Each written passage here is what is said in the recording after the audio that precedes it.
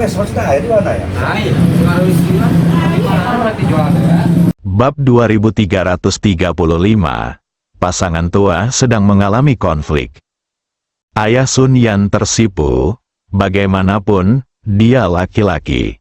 Ingin wajah, aduh, sulit untuk diungkapkan dengan kata-kata, sangat sulit untuk diungkapkan dengan kata-kata. Menghadapi Ayah Sun Yan, dia menghela nafas. Li Fugui tersenyum dan berkata, "Tidak apa-apa, Paman, santai saja. Saya rasa saya masih bisa menangani masalah ini." Li Fugui dan Ayah Sun Yan baru saja selesai berbicara. Tetapi tanpa diduga paman kedua Sun Yan juga melangkah maju. "Li, kan, haha, ayo tanyakan sesuatu padamu sekarang. Apakah kamu benar-benar berencana menikahi Yanzi kita?" Li Fugui tidak menjawab pertanyaan orang-orang ini. Kemudian dia melihat ke arah sekelompok orang di depannya dan berkata terus terang, "Kalian semua harus diam untuk saat ini. Dalam perjalanan ke sini, saya mendengar Yanzi membicarakan beberapa tuntutan Anda.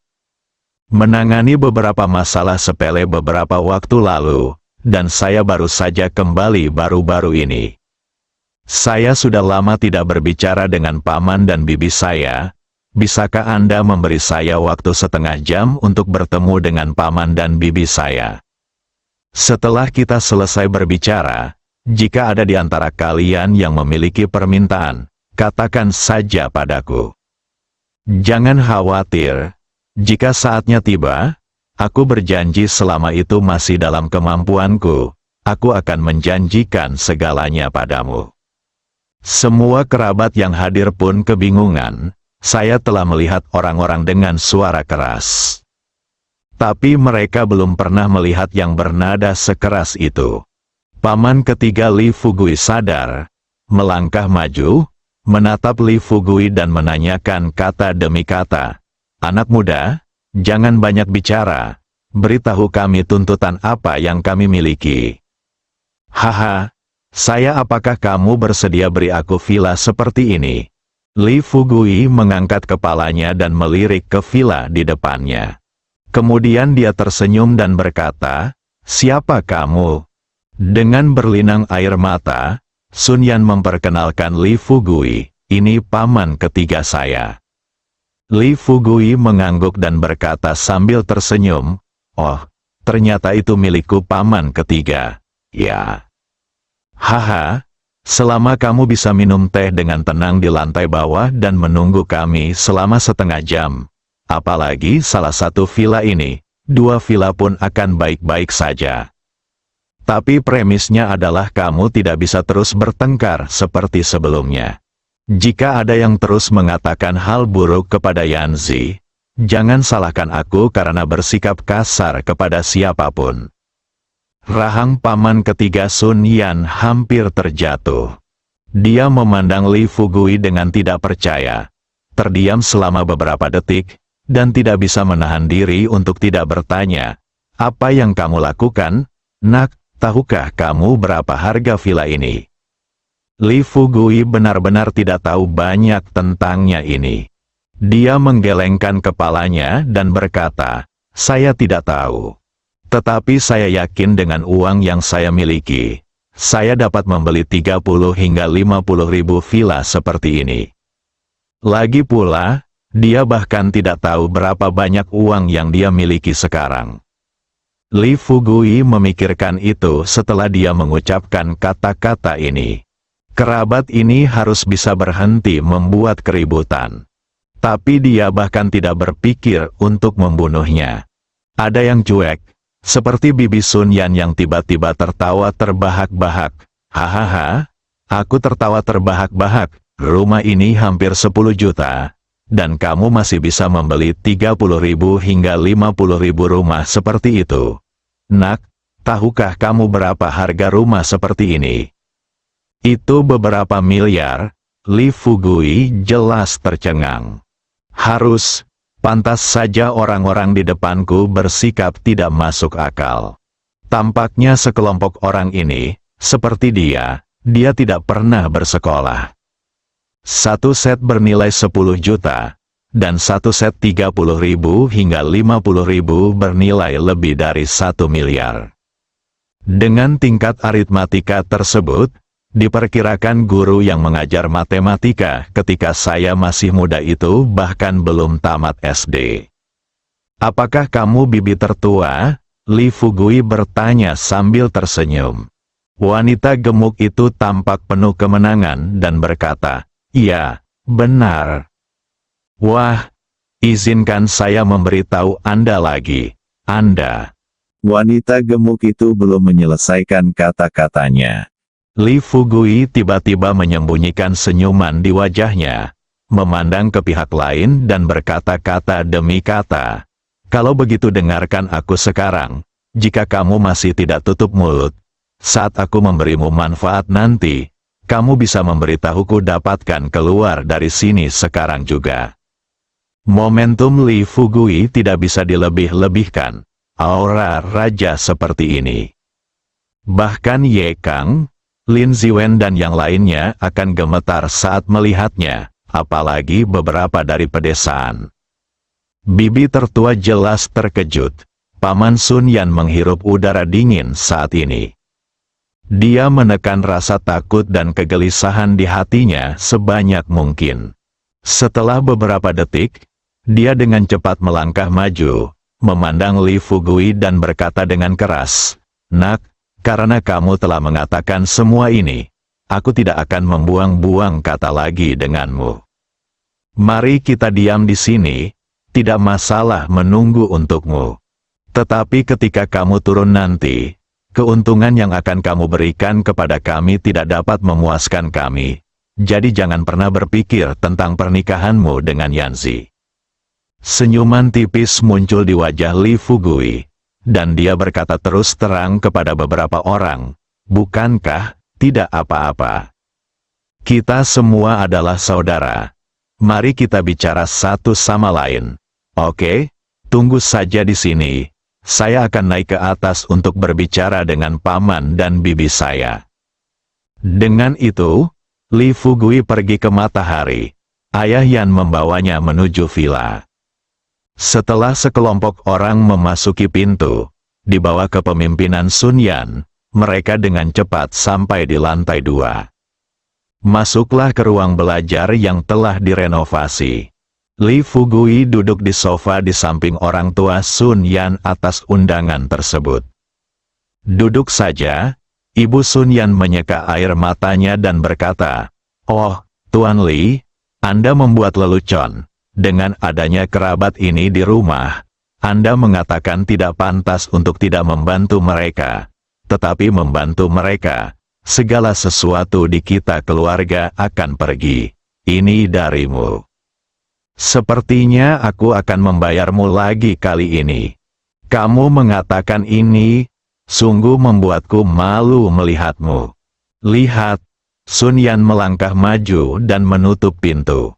Tunggu sampai pintunya tertutup. Tanpa diduga, Ayah Sun Yan berdiri dengan ekspresi kesal di wajahnya dan mengutuk Ibu Sun Yan. "Kamu, cepat atau lambat kamu akan membuatku gila sampai mati. Ya, aku tahu bahwa kamu dan mereka lahir dari ibu yang sama. Tapi kenapa kamu tidak memikirkan bagaimana mereka memperlakukan kita ketika kita pergi ke rumah mereka untuk mengumpulkan uang untuk biaya sekolah Yanzi? Ini seperti keluarga kakak laki-laki tertua saya. Saat itu, mereka juga mengelola penggilingan dan toko kecil. Sekalipun mereka tidak punya uang, mereka selalu bisa mendapatkan 1.800 yuan, bukan? Tapi ketika kami pergi kepadanya untuk meminjam uang, berapa banyak yang dia berikan kepada kami? Hanya mereka memberi saya 50 yuan. Tetapi mereka bahkan melemparkannya ke tanah dan meminta saya membungkuk untuk mengambilnya untuk biaya sekolah Yanzi. Tetapi sekarang, kami telah memberikannya kepada mereka. Berapa harganya? Lagi pula, mereka mengambil setidaknya ratusan ribu dari Yanzi, kan? Meskipun Tuan Li kaya, uang di tangan Tuan Li tidak berasal dari angin kencang, kan? Juga, Kamu meminta Yanzi untuk mengatur pekerjaan bagi para bajingan di keluarga mereka. Tidakkah menurutmu ini mempermalukan Yanzi kita? Petik 2. Saya terus menyeka air mata di samping saya dan menangis. Apa yang bisa saya lakukan? Saya tidak bisa hanya melihat mereka membuat masalah di rumah, bukan? Bab 2336.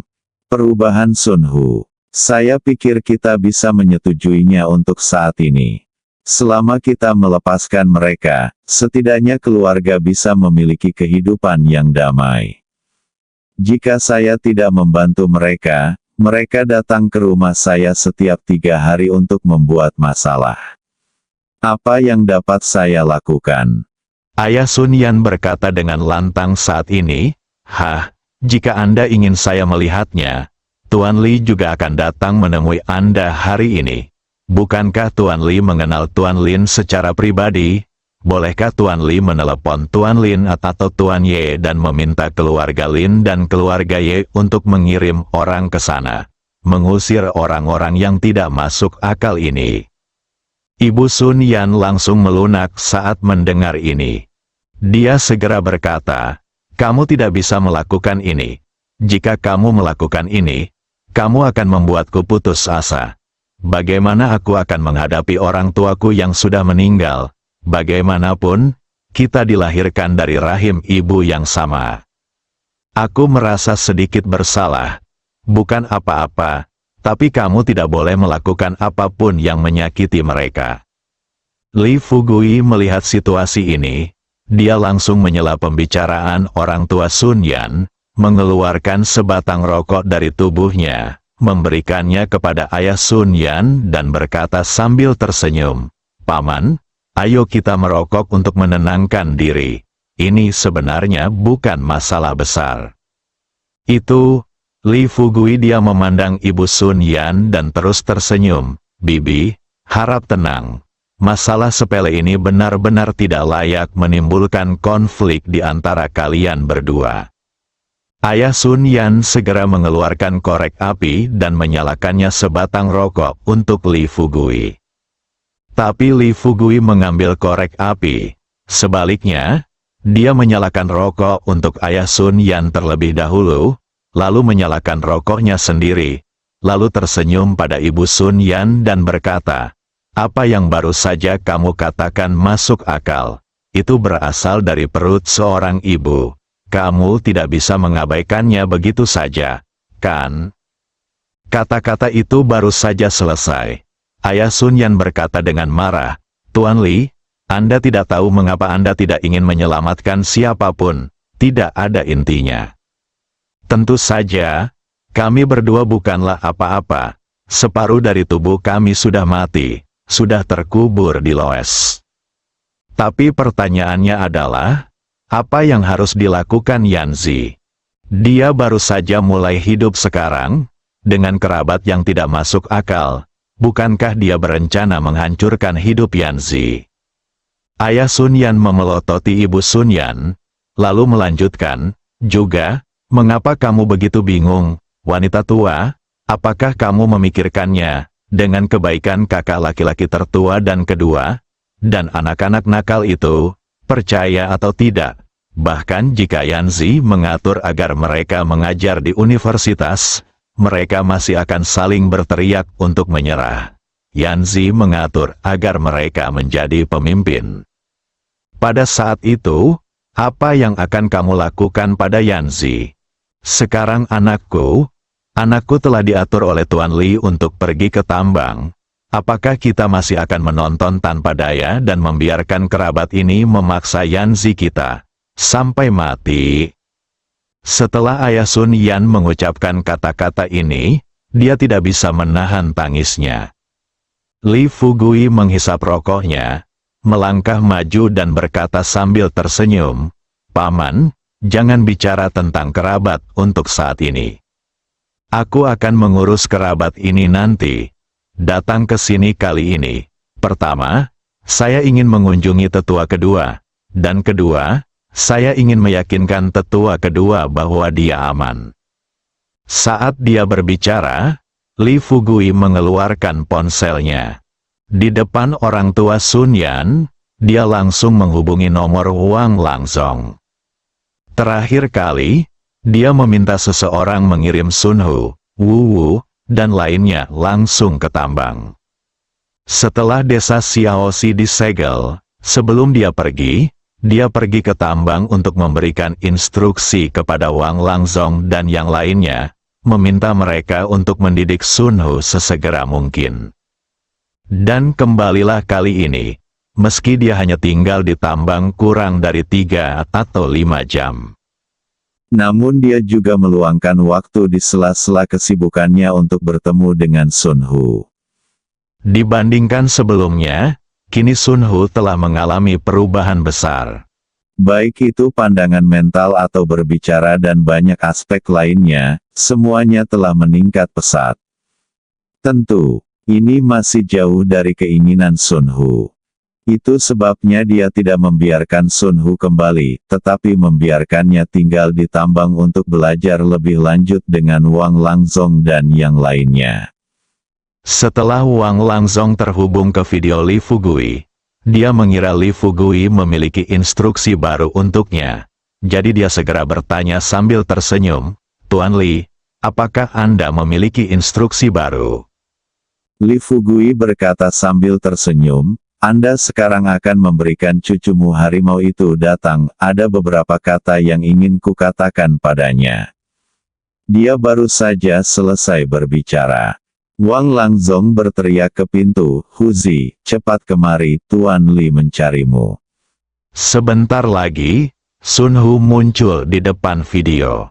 Setelah bertemu Li Fugui lagi, Sun Hu terkekeh dan bertanya, "Tuan Li, apa yang Anda inginkan dari saya?" Li Fugui tersenyum dan menyerahkan telepon kepada ayah Sun Yan dan berkata, "Anda dan orang tua Anda sedang mengobrol." "Benar, Ayah Sun." Yan tidak bisa mempercayai telinganya. Ketika dia dengan gemetar mengambil alih telepon, dia menangis ketika melihat putranya telah berubah dari penampilan biasanya, dengan gaya rambut ramping, senyum cerah di wajahnya, dan air mata berlinang. "Huzi, kamu, bagaimana kabarmu akhir-akhir ini?" Sun Hu menangis kegirangan. Dia terus menyeka air mata dari matanya. Dia segera tersedak dan berkata kepada ayahnya, "Ayah, aku telah membuatmu khawatir sepanjang waktu. Jangan khawatir, aku menjalani kehidupan yang baik di sini, di tambang sekarang. Dan setelah Tuan Li mengirimku ke sini, dia mengirimi saya seorang guru khusus. Hei, saya telah belajar banyak baru-baru ini." "Ayah, jangan menangis. Tuan Li datang ke tambang beberapa waktu yang lalu. Dia memberitahu saya hal itu selama saya membuat terobosan lebih lanjut dalam kekuatan. Dia akan melakukannya. Aku akan kembali menemuimu. Oh, dan izinkan saya memberitahu Anda kabar baik. Saya baru saja berada di tambang dalam waktu yang singkat. Tahukah Anda berapa banyak uang yang telah saya hasilkan? Hei, saya sudah mempunyai lebih dari 1 juta di kartu bank saya. Ngomong-ngomong, Ayah, tolong beritahu ibuku bahwa aku pernah kasihan pada kalian berdua sebelumnya. Tapi mulai sekarang, aku pasti akan membiarkanmu menjalani kehidupan yang baik. Dan saudari, tolong biarkan adikku mengajar di sekolah dengan tenang. Saat aku bertemu Tuan Li lain kali, aku akan meminta Tuan Li untuk memberikanmu kartu bankku. Lalu biarkan adikku menggunakan uang itu untuk membeli rumah, untuk keluarga kami. Rumah besar." Transformasi Sun Hu, orang tua Sun Yan pernah mengira mereka sedang bermimpi. Dia tidak pernah menduganya. Anak haram seperti itu, di bawah pendidikan Li Fugui, ternyata menjadi seperti sekarang ini. Pada saat yang sama, bahkan Sun Yan, yang berdiri di dekatnya, cukup terkejut. Dia awalnya masih membenci kakaknya. Tapi sekarang, Setelah mendengar apa yang kakakku katakan, kebencian yang ada di dalam hatinya menghilang tanpa jejak. Setelah mendengar perkataan putranya, Ibu Sun Yan tidak bisa menahan tangis di sampingnya. Dia bergegas, mengangkat telepon. "Nak, baguslah kalau kamu punya hati seperti itu. Kamu bisa bekerja keras di tambang Tuan Li dan kamu tidak perlu mengkhawatirkan keluargamu. Coba lihat," katanya. Kemudian, Ibu Sun Yan menyalakan kamera di ponselnya. Kemudian dia mulai melihat ke rumah tempat mereka tinggal sekarang. Bersambung.